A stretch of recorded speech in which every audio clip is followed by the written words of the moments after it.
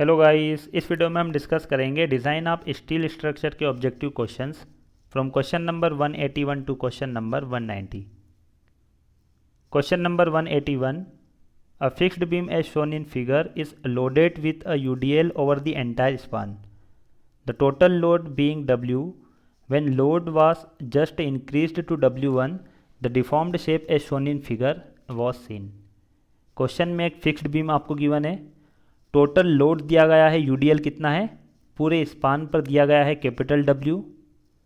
यदि लोड को बढ़ाया जाता है W1, तो यहाँ पर क्वेश्चन में आपको W1 की वैल्यू बताना है MP के टर्म में कितनी होगी। MP दिया गया है plastic moment resistance.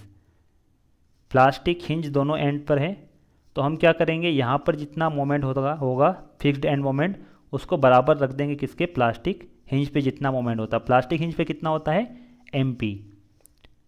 Fixed end moment कितना होगा, यूडीएल के केस में फिक्स्ड एंड है, तो यहाँ पर फिक्स्ड एंड मोमेंट कितना हो जाएगा, W1L²/12। ये स्मॉल W1 है। क्वेश्चन में आपको टोटल लोड दिया गया है, टोटल लोड कितना होता है, इंटेंसिटी इनटू लेंथ। यूडीएल के केस में हम क्या करते हैं, क्वेश्चन में यदि आपको इंटेंसिटी दी गई यूडीएल की, तो उसको मल्टीप्लाई कर देते हैं हम उसकी लेंथ से, तो यहाँ पर क्या निकलेगा, टोटल लोड। ये देख सकते हो यहाँ पर W1 = small W1 × L।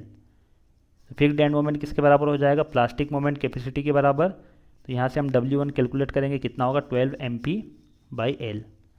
Question number 181 option C is correct.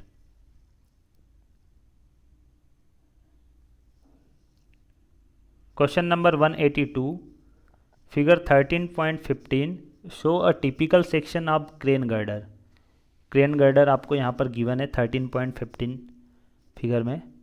Consider the following statements in this regard, the function of top channel is 2। Top channel के बारे में यहाँ पर, टॉप चैनल क्या होगा, ये जो दिया गया है ये सी शेप में, उसको हम क्या कहेंगे, चैनल कहेंगे। ये आई सेक्शन है, आई सेक्शन, या इसको गर्डर भी कहा जाता है। ये टॉप फ्लेंज, बॉटम फ्लेंज और ये वेब, और ये सी शेप में जो दिया गया है वो क्या होगा, चैनल सेक्शन। पहला स्टेटमेंट है, increase moment of inertia about vertical axis. यदि हम इस चैनल का यूज़ करते हैं, ठीक है, तो इस चैनल का जो यूज़ करेंगे उसका फंक्शन क्या होगा।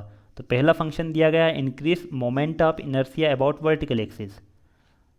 तो ये वर्टिकल एक्सिस का जो मोमेंट ऑफ इनर्शिया होता है उसको इंक्रीज करेगा, हॉरिजॉन्टल का रिड्यूस करता है। थर्ड, इंक्रीज टॉर्सनल स्टिफनेस, और फोर्थ है increase lateral buckling strength.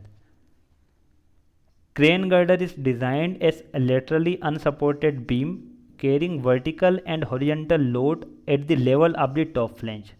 Top flange के लेवल पर जो लोड आता है वो कौन सा होगा, वर्टिकल और हॉरिजॉन्टल लोड होता है, जिसको कि सपोर्ट करता है crane girder. The channel section provides eight top flange areas to resist bending in horizontal plane due to horizontal forces acting in transverse direction। Channel section का हम यूज़ कहाँ पर करते हैं, क्रेन गर्डर में, टॉप चैनल में। Top जो flange होगा वहाँ पर हम यूज़ करते हैं, ठीक है। ये जो चैनल का यूज़ किया जाता है क्रेन गर्डर में, वो कहाँ पर किया जाता है, टॉप फ्लेंज में यूज़ करेंगे, जिससे कि जो हॉरिजॉन्टल फोर्स के कारण हॉरिजॉन्टल प्लेन में बेंडिंग मोमेंट होगा उसको रजिस्ट किया जा सके चैनल की सहायता से। और तीन और यहाँ पर इसके फंक्शंस होते हैं टॉप फ्लेंज पर चैनल का यूज़ करने का। पहला फंक्शन होगा, वर्टिकल एक्सिस के अबाउट मोमेंट ऑफ इनर्शिया को इंक्रीज कर देगा चैनल सेक्शन। बकलिंग स्ट्रेंथ, जो लेटरल बकलिंग होगी उसको इम्प्रूव करेगा। और थर्ड होगा, increase the torsional stiffness of girder, जो गर्डर होगी उसकी टॉर्सनल स्टिफनेस को इंक्रीज कर देता है। तो तीन फंक्शन यहाँ पर, तीन फंक्शन किसके होंगे, ये जो चैनल दिया गया है इस चैनल सेक्शन का हम यूज़ कहाँ पर करते हैं, इस टॉप फ्लेंज में यूज़ करते हैं। तो कौन कौन से स्टेटमेंट करेक्ट होंगे, फर्स्ट, थर्ड और फोर्थ। क्वेश्चन नंबर 182 ऑप्शन क्या हो जाएगा यहाँ पर, फर्स्ट, थर्ड और fourth, option D is correct. ये सेकेंड वाला इनकरेक्ट होगा, रिड्यूस नहीं होगा moment of inertia about horizontal axis. Horizontal axis के अबाउट कुछ मोमेंट ऑफ इनर्शिया इंक्रीज हो जाएगा, ज़्यादा इंक्रीज नहीं होता है, लेकिन ये रिड्यूस तो गलत होगा, यहाँ पर रिड्यूस नहीं आएगा। यदि आप निकालोगे तो ये जो वर्टिकल एक्सिस है ये हॉरिजॉन्टल एक्सिस है, ठीक है। तो यहाँ पर मोमेंट ऑफ इनर्शिया क्या हो जाएगा, इसके रिस्पेक्ट में, ठीक है, हम चैनल के रिस्पेक्ट में भी देखेंगे। जो चैनल सेक्शन यूज़ किया गया है टॉप फ्लेंज पर, तो वहाँ पर जो हॉरिजेंटल एक्सिस के अबाउट मोमेंट ऑफ इनर्शिया होगा वो रिड्यूस नहीं होता, स्टेटमेंट सेकंड इनकरेक्ट होगा। तो करेक्ट क्या हो जाएगा यहाँ पर? Option D.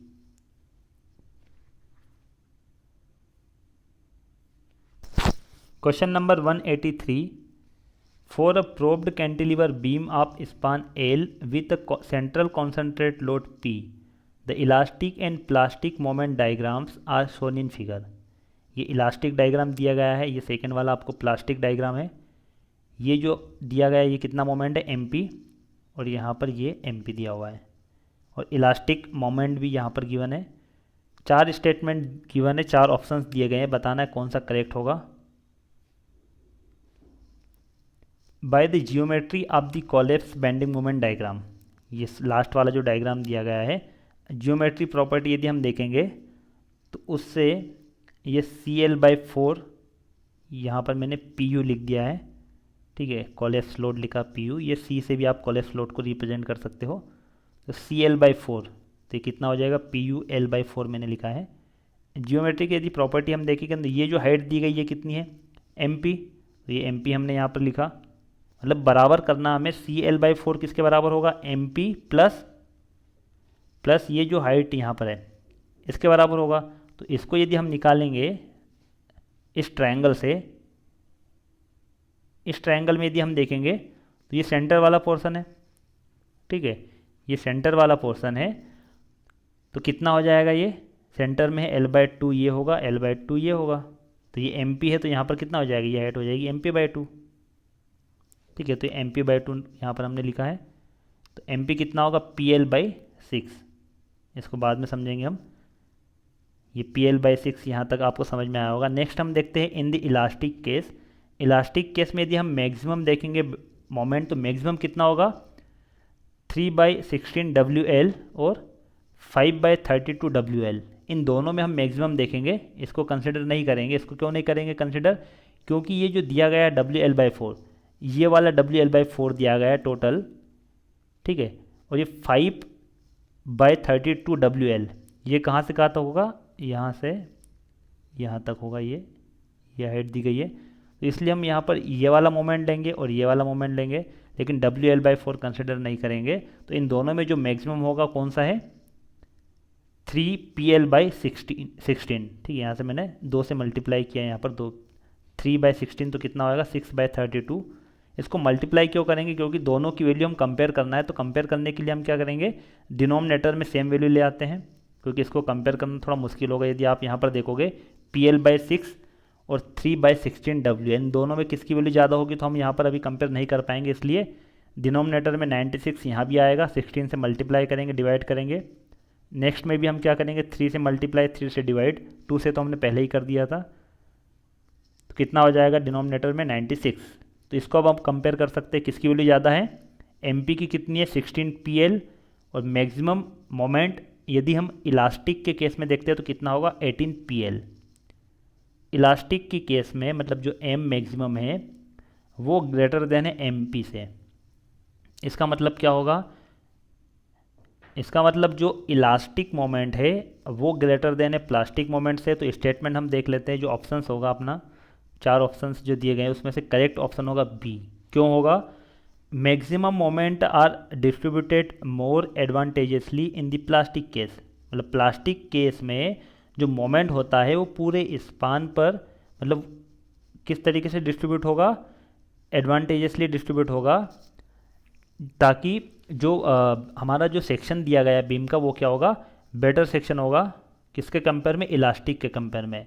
क्योंकि इलास्टिक के केस में हम देखेंगे तो किसी एक पॉइंट पे ज़्यादा बेंडिंग मोमेंट है, ठीक है, ये जो हमने कंपेयर किया है, इन दोनों में कंपेयर किया है, तो प्लास्टिक के केस में मोमेंट कम है और इलास्टिक के केस में ज़्यादा है। तो इलास्टिक के केस में जो मोमेंट का डिस्ट्रीब्यूशन है वो बेटर तरीके से नहीं हो पा रहा है, इसलिए ऑप्शन बी हमारा करेक्ट होगा। Maximum moments are distributed more advantageously in the plastic case. Question number 183 option B is correct. Question number 184, the nail diameter should not be more than, nail diameter किससे अधिक नहीं होना चाहिए? T least thickness of the wooden member to be connected, IS code 2366 1983 में given है, length and diameter of nails. The diameter of nail shall be between 1/11 to 1/6 of the least thickness of the members being jointed. The length of the nail shall be equal to the at least the total thickness of the joining members at the joint. दो questions यहाँ से बनेंगे, length और diameter. Diameter कितना होगा, minimum होगा 1/11 times list thickness और 1/6 होगा मैक्सिमम। तो क्वेश्चन में आपको मैक्सिमम पूछा गया, मैक्सिमम कितना हो जाएगा T/6। ऑप्शन ए करेक्ट होगा। एक क्वेश्चन और बनेगा यहाँ पर, मिनिमम वैल्यू 1/11 होगी, ये क्वेश्चन भी बन सकता है। नेक्स्ट क्वेश्चन होगा लेंथ कितनी होगी, नेल क्या होगा, ये दो वुडन मेंबर है, इसको हमें ज्वाइंट करना है, तो ये जो दिया गया है इसको हम नेल कहते हैं, नेल की सहायता से ज्वाइंट किया जाता है। और कुछ डिटेल्स यहाँ पर दी गई है, nailed connection single shear, nailed connection double shear और ओवरलैपिंग नेल्स। ये नेल्स यहाँ पर आप देख सकते हो ओवरलैप हो रहे हैं। लेंथ कितनी होगी, nail shall be equal to the at least the total thickness of the joining members at the joint. जो टोटल थिकनेस होगी मेंबर की कम से कम उसके बराबर तो लेंथ होना चाहिए नेल की। Question number 184 option A is correct, T/6। Question number 185. The stress at which a material fractures under large number of reversal of stress is called. Option A endurance limit, option B creep, C ultimate strength और option D residual stress। तो ये आपको जो limit दी गई है वो endurance limit है। समझते हैं यहाँ पर चारों को हम देखेंगे। एंडोरेंस लिमिट का मतलब क्या होता है, is the stress level below which an infinite number of loading cycles can be applied to a material without causing fatigue failure। मतलब एक ये लिमिट दी गई है, ठीक है। यदि हम स्ट्रेस और स्ट्रेन डायग्राम देखते हैं तो एक लिमिट होती है, उस लिमिट से कम यदि हमने ये लिमिट मान ली है, इस लिमिट के अंदर यदि हम लोड लगाते हैं, स्ट्रेस लगाते हैं, तो उस मटेरियल में कोई फ्रैक्चर नहीं आएगा। लेकिन इस लिमिट तक यदि हमने लोड लगा दिया या इस लिमिट से थोड़ा भी ज़्यादा हमने लगाया लोड, तो वहाँ पर मटेरियल क्या हो जाता है, उसमें फटीग फेलियर हो जाता है रिवर्सल स्ट्रेस के कारण। यदि उस लिमिट से कम यदि हम रिवर्सल स्ट्रेस कितनी भी लगाएंगे तो मटेरियल फेल नहीं होगा, उस लिमिट को कहा जाता है एंडोरेंस लिमिट। तो जो यहाँ पर आपको क्वेश्चन दिया गया है वो लिमिट की डेफिनेशन है, ऑप्शन ए करेक्ट होगा। The stress at which a material fractures under large number of reversal of stress is called endurance limit. Creep हमने आरसीसी में पढ़ा था, क्रीप क्या होता है, डिफॉर्मेशन अंडर सस्टेन्ड लोड। जो डेड लोड होता है या सस्टेन्ड लोड है उसके कारण डिफॉर्मेशन जो आएगा उसको हम कहेंगे creep. Ultimate strength is the maximum stress that a material can withstand before it breaks or weakens. ये मैक्सिमम स्ट्रेंथ होती है मटेरियल की, फेल होने के पहले की मैक्सिमम स्ट्रेंथ मटेरियल की होगी, अल्टीमेट स्ट्रेंथ कहते हैं। और रेसिडुअल स्ट्रेस का मतलब होगा are stress that remain in a solid material after the original cause of stress has been removed. तो ये रेसिडुअल स्ट्रेस का मतलब होगा यदि मटेरियल पर हमने कोई लोड लगाया है, मान लो ये एक मटेरियल है, इस पर हमने लोड लगाया, ठीक है, तो इसका इस तरीके से डिफॉर्मेशन हुआ, तो कुछ स्ट्रेस इस लोड के कारण, जो एक्सटर्नल लोड है उसके कारण इस मटेरियल में कुछ स्ट्रेस यहाँ पर स्टोर होगी, ठीक है, कुछ एनर्जी स्टोर होगी। और हम जब लोड हटाते हैं तो ये जो स्ट्रेस होती है वो भी क्या हो जाती है, यहाँ पर स्ट्रेस कम होगी, ठीक है। तो किसी मटेरियल में जीरो हो जाती है यदि हमने इलास्टिक लिमिट तक लोड लगाया। ये भी हम पढ़ेंगे इलास्टिक और प्लास्टिक लिमिट क्या होती है, वैसे मैं आपको समझा चुका हूँ इलास्टिक डिफॉर्मेशन और प्लास्टिक डिफॉर्मेशन में क्या डिफरेंस है। यदि हम इलास्टिक डिफॉर्मेशन या इलास्टिक लिमिट तक लोड लगाते हैं तो जो बॉडी है वो ओरिजिनल शेप में आ जाएगी, तो वहाँ पर किसी भी प्रकार से रेसिडुअल स्ट्रेस उस मटेरियल में नहीं रहेगी। लेकिन उसके बाद यदि हम लोड लगाते हैं तो उसका डिफॉर्मेशन हो जाएगा, बॉडी का परमानेंटली कुछ शेप चेंज हो जाता है, तो उसमें कुछ स्ट्रेस भी क्या होगी, बच जाती है। लोड हटाने के बाद भी उसमें कुछ स्ट्रेस बच जाएगी, उसको हम कहेंगे residual stress. Question number 185 option A is correct. Question number 186, a ductile structure is defined as one for which the plastic deformation before fracture. Option A is smaller than the elastic deformation, option B vanishes, option C is equal to the elastic deformation, option D is much larger than the elastic deformation. Plastic और elastic deformation क्या होता है पहले हम ये समझेंगे, उसके बाद देखेंगे डक्टाइल, ब्रिटल और प्लास्टिक मटेरियल क्या होगा। जब किसी बॉडी पर एक्सटर्नल टेंसाइल लोड लगाया जाता है तो उसमें पहले इलास्टिक डिफॉर्मेशन होगा, उसके बाद में प्लास्टिक डिफॉर्मेशन स्टार्ट होता है। When external tensile load is applied on a material, initially it undergoes elastic deformation and then plastic deformation starts. Elastic deformation का मतलब होगा the recovery of the original dimensions of a deformed body when the load is removed. जब body से load को हटाया जाता है तो वो बॉडी ओरिजिनल शेप में आ जाएगी। ठीक है, पहले तो उस पर लोड लगाया टेंसाइल लोड, तो उसमें डिफॉर्मेशन आएगा, और जब लोड को हटाया जाता है तो बॉडी उसके ओरिजिनल शेप में आ जाएगी। उस प्रकार के डिफॉर्मेशन को कहा जाता है इलास्टिक डिफॉर्मेशन। एक लिमिट होगी इलास्टिक लिमिट, यदि उससे ज़्यादा यदि हम लोड लगाते हैं, उस लिमिट के बियॉन्ड यदि लोड लगाते हैं तो जो मटेरियल है उसका बिहेवियर इलास्टिकली नहीं होगा, मतलब उसमें इलास्टिक डिफॉर्मेशन फिर नहीं होगा। फिर कौन सा डिफॉर्मेशन होगा? प्लास्टिक डिफॉर्मेशन स्टार्ट हो जाता है। ये सीक्वेंस आपको याद रखना है, पहले इलास्टिक डिफॉर्मेशन होगा, बाद में होगा plastic deformation. Plastic deformation, if the elastic limit is exceeded, the body will experience a permanent deformation when the load is removed. जब बॉडी पर हमने लोड लगाया, पहले इलास्टिक डिफॉर्मेशन हुआ, उसके बाद में प्लास्टिक डिफॉर्मेशन हुआ। ठीक है, और जब प्लास्टिक डिफॉर्मेशन होता है उसके बाद हमने लोड को हटाया तो बॉडी में कुछ परमानेंटली डिफॉर्मेशन आ जाएगा, मतलब लोड हटाने के बाद भी बॉडी उसके ओरिजिनल शेप में नहीं आती, उसको हम कहते हैं plastic deformation.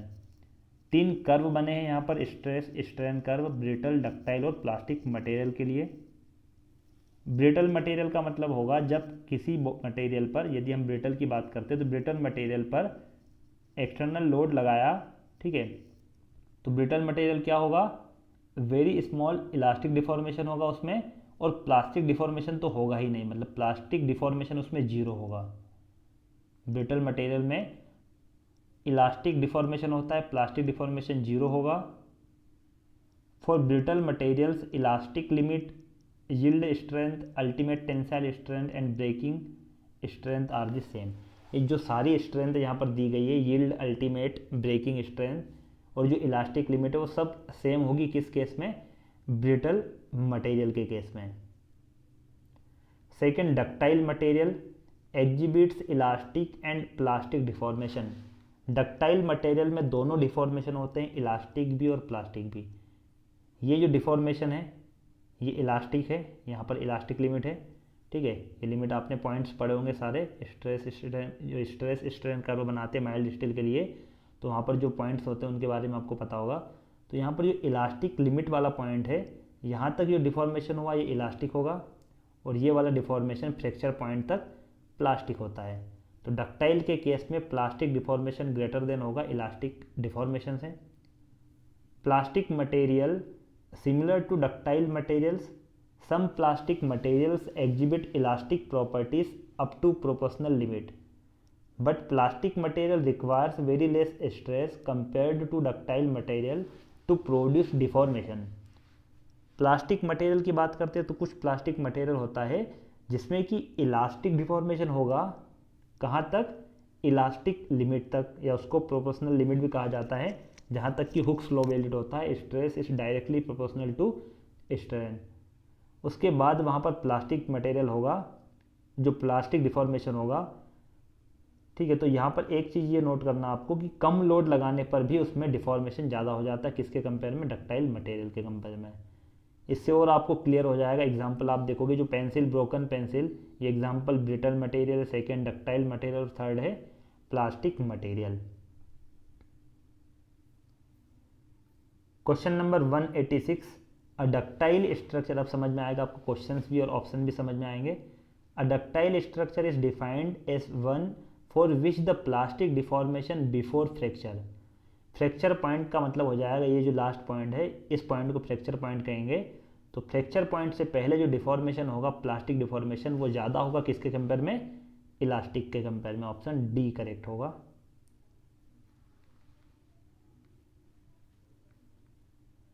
Question number 187, upper yield point in the stress strain curve in structural steel can be avoided by.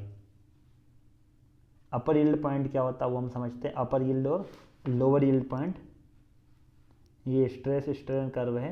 यहाँ पर देख सकते हो ओ से ए तक जो है वो स्ट्रेट लाइन है और उसको हम कहते हैं प्रोपोर्शनल लिमिट, जहाँ तक कि हुक स्लो वैलिड होता है। B upper yield stress point है, C lower yield stress point, D ultimate और ई है फ्रैक्चर पॉइंट। तो यहाँ पर हम दो ही पॉइंट डिस्कस करेंगे, बी और C. Stress strain curve represent the behaviour of material when an external force is applied. किसी मटेरियल पर जब एक्सटर्नल फोर्स लगाया जाता है तो उसका जो बिहेवियर होगा मटेरियल का, वो रिप्रेजेंट किया जाता है स्ट्रेस स्ट्रेन कर्व से। Upper yield point B is the point at which maximum external load और stress is required to initiate plastic deformation inside the material. Strength of materials corresponding to point B is known as yield strength. Upper yield point का मतलब होगा कि यहाँ पर आप देख सकते हो ये इलास्टिक बिहेवियर है इसका मटेरियल का। तो हम एक मैक्सिमम लोड मटेरियल पर कितना लगाएं कि जो मटेरियल है वो प्लास्टिक बिहेवियर स्टार्ट हो जाए। प्लास्टिक का मतलब उसमें कुछ डिफॉर्मेशन परमानेंटली हो जाए तो उसको हम कहेंगे प्लास्टिक डिफॉर्मेशन। तो ये पॉइंट होगा जहाँ पर कि हम मैक्सिमम लोड लगाते हैं जिससे कि वो मटेरियल में प्लास्टिक डिफॉर्मेशन स्टार्ट हो जाता है। उस पॉइंट को कहा जाता है अपर यील्ड पॉइंट और उस पॉइंट के करस्पॉन्डिंग जो स्ट्रेस होगी उसको कहा जाता है yield strength. Lower yield point after point C material length will increase with a very small increase in external load. Material की लेंथ यदि आप देखोगे सी पॉइंट के बाद में स्ट्रेस हम कम भी लगाएंगे तो जो यह मटेरियल पर इसकी जो डिफॉर्मेशन हो रहा है या लेंथ इंक्रीज हो रही है वो ज़्यादा होगी कम लोड पर भी। या उसको हम एक डेफिनेशन और कह सकते हैं, it is the point at which minimum load is required to maintain the plastic behaviour of the material. जो प्लास्टिक बिहेवियर है मटेरियल का उसके लिए मिनिमम लोड हमें कितना लगेगा। एक तो मैक्सिमम लोड लगता है जिससे कि उसको प्लास्टिक बिहेवियर, उसका प्लास्टिक डिफॉर्मेशन उसमें हो, और एक बार जब किसी मटेरियल में प्लास्टिक डिफॉर्मेशन होता है तो उसके बाद यदि हम कम लोड भी लगाते हैं तो उसमें प्लास्टिक डिफॉर्मेशन होते रहेगा। तो एक मैक्सिमम लोड होगा, एक मिनिमम लोड होगा। मैक्सिमम लोड को हम कहेंगे अपर यील्ड पॉइंट, मिनिमम को लोअर यील्ड पॉइंट। तो इन दोनों पॉइंट को यदि हम अवॉइड करना है किसी भी स्टील में, ठीक है, तो उसके लिए क्या किया जाता है, the upper yield point and lower yield point इसमें ऐड कर सकते हो in the stress strain curve in structural steel can be avoided by hot working. जो मैन्युफैक्चरिंग होती है स्टील की, यदि हॉट वर्किंग जो मैन्युफैक्चरिंग हुई है उससे हम अपर यील्ड और लोअर यील्ड पॉइंट दोनों अवॉइड कर सकते हैं। ऑप्शन बी करेक्ट होगा।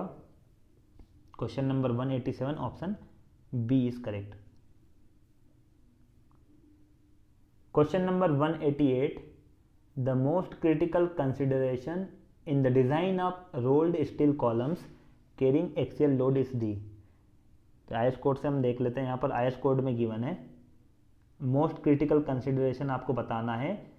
रोल्ड स्टील कॉलम है उस पर यदि एक्सियल लोड है उसके डिज़ाइन के लिए मोस्ट क्रिटिकल कंसिडरेशन क्या होगा, axial stress in uncased strut 5.1.1 clause number में दिया गया है।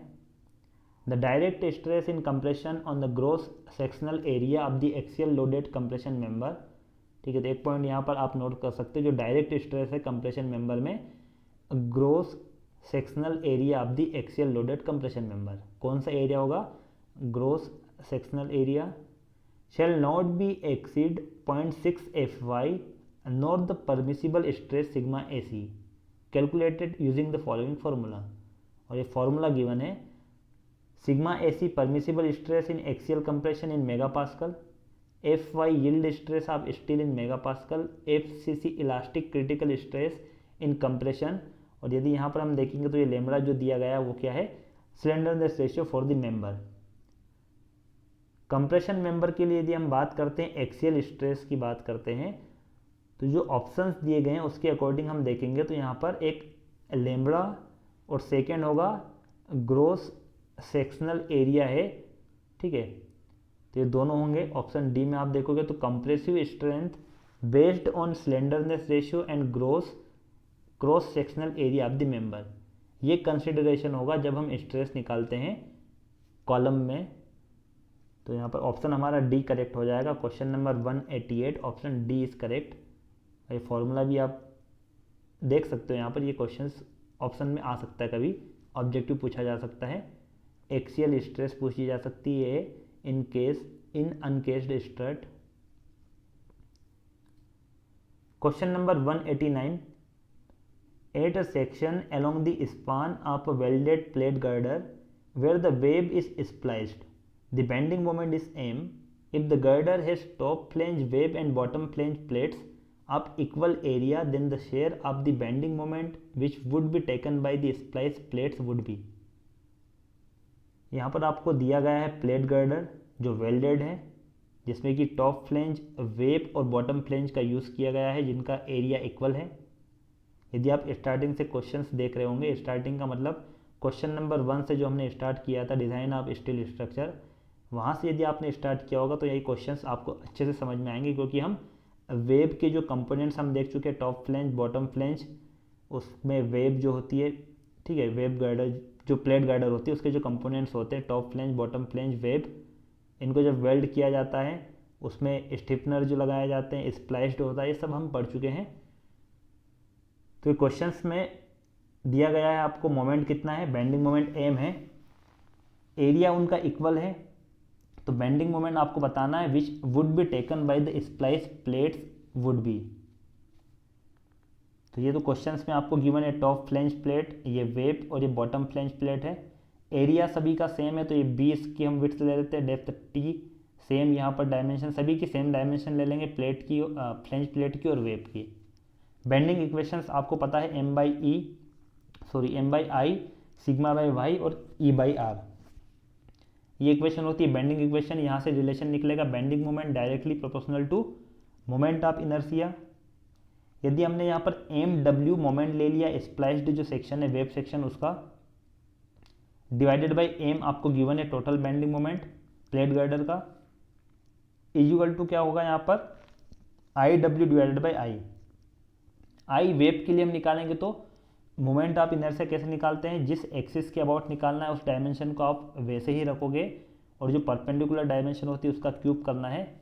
इस केस में रेक्टेंगुलर जो क्रॉस सेक्शन होता है या स्क्वायर क्रॉस सेक्शन होगा, उस केस में स्क्वायर क्रॉस सेक्शन में तो डायमेंशन सेम हो जाती है, तो ए 4 हो जाएगा, डायमेंशन 4, डायमेंशन की पावर 4 होगी। ये आई डब्ल्यू है सेकेंड। आई यदि हम निकालेंगे, इसके अबाउट निकालेंगे मोमेंट ऑफ इनर्शिया पूरे सेक्शन का, तो वेब का तो निकल जाएगा, क्योंकि जिस एक्सिस के अबाउट हमें निकालना है और जिस सेक्शन का निकालना है उन दोनों का कॉन्साइड होगा, मतलब सेक्शन का सेंट्रॉइड और जिस एक्सिस के अबाउट निकालना है वो दोनों यदि कॉन्साइड होती है तो उसके लिए तो सिंपल फॉर्मूला है। लेकिन यदि हम फ्लेंज की बात करते हैं तो फ्लेंज का जो सेंट्रॉइड है और जिस एक्सिस के अबाउट हमें निकालना है वो दोनों अलग अलग है, मतलब इस एक्सिस के अबाउट हमें निकालना मोमेंट ऑफ इनर्शिया, और ये जो सेंट्रॉइड है ये टॉप फ्लेंज का है, ये वाला बॉटम फ्लेंज का है, तो उसके लिए हमें अप्लाई करना होगा parallel axis theorem. Parallel axis theorem क्या होगी, टॉप फ्लेंज का मोमेंट ऑफ इनर्शिया कितना होगा, B T cube by 12, 2 times कर देंगे, टॉप और बॉटम के लिए सेम होगा, सेम एरिया है, into plus A into Y square, तो एरिया कितना हो जाएगा, एरिया होगा बी इंटू टी। और यदि इस सेंट्रॉइड की डिस्टेंस न्यूट्रल एक्सिस से देखेंगे तो कितनी होगी, इस न्यूट्रल एक्सिस से यहाँ तक की डिस्टेंस कितनी हो जाएगा, बी बाई टू प्लस ये सेंट्रॉइड की डिस्टेंस होगी टी बाई 2। इसको यहाँ पर आप स्क्वायर ये फॉर्मूला लगा दोगे A plus B square. T thickness less than है विड्थ से, तो यहाँ पर जो उसकी पावर होगी, मतलब बी से यदि हम कंपेयर करेंगे थिकनेस को तो थिकनेस बहुत कम होगी, तो टी की जो पावर्स हैं उसको हम 0 लिख देंगे यहाँ पर, ठीक है, सिंप्लीफाई करने के लिए। टी की पावर 2 और टी की पावर 3 है, तो उनको हम 0 ले लेंगे। इसको अभी सॉल्व करोगे तो यहाँ पर क्या होगा हमारा आंसर, MW होगा m/7 और यही आपको पूछा गया था, तो कितना होगा आंसर यहाँ पर m/7। Question number 189 option C is correct. ये सारे क्वेश्चंस ESE एग्ज़ाम में पूछे गए हैं, इंजीनियरिंग सर्विस एग्जामिनेशन में। लास्ट क्वेश्चन है क्वेश्चन नंबर 190। वीडियो अच्छा लगा तो वीडियो को लाइक कीजिए। Last question number 190, the allowable shear stress in stiffened web of mild steel beams decrease with. Simple question है, यहाँ पर आपको कॉन्सेप्ट समझना होगा। स्टिफनर्स आपको पता होना चाहिए क्या होते हैं, तो ये आपको क्वेश्चंस, इसका आंसर आप टिक कर सकते हो। Allowable shear stress in stiffened web, जो वेव है यदि उसमें हमने स्टिफनर्स का यूज़ किया गया है, ठीक है, आप माइल्ड स्टील बीम्स डिक्रीज, तो उसकी जो अलाउेबल शियर स्ट्रेस होगी वो डिक्रीज कब होगी, किसके साथ डिक्रीज होगी? तो यहाँ पर जो ऑप्शन बी है,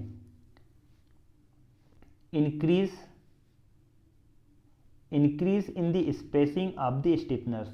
जो हमने स्टिफनर्स यूज़ किए गए हैं उनकी यदि हम स्पेसिंग बढ़ा देंगे, ठीक है, तो वेब की जो शियर स्ट्रेस होगी वो कम हो जाएगी। यदि हम स्पेसिंग बढ़ाएंगे तो क्या होगा, उसकी जो स्ट्रेंथ होगी वो कम होगी ना, उसकी शियर स्ट्रेस कम हो जाएगी वेब की। और यदि हमने पास में स्टिफनर्स लगा दिए हैं, हॉरिजॉन्टल भी हमने लगाए हैं, वर्टिकल भी लगाए हैं, तो उस केस में क्या होगा, उसकी अलाउेबल शियर स्ट्रेस बढ़ जाएगी। तो ऑप्शन बी करेक्ट हो जाएगा। यदि स्पेसिंग हमने बढ़ा दी है या हमने स्टिफनर्स का यूज़ नहीं किया है तब भी उसकी शियर स्ट्रेस कम हो जाएगी, और स्पेसिंग बढ़ाएंगे तब भी उसकी शियर स्ट्रेस क्या होगी, डिक्रीज होगी। Question number 190 option B is correct.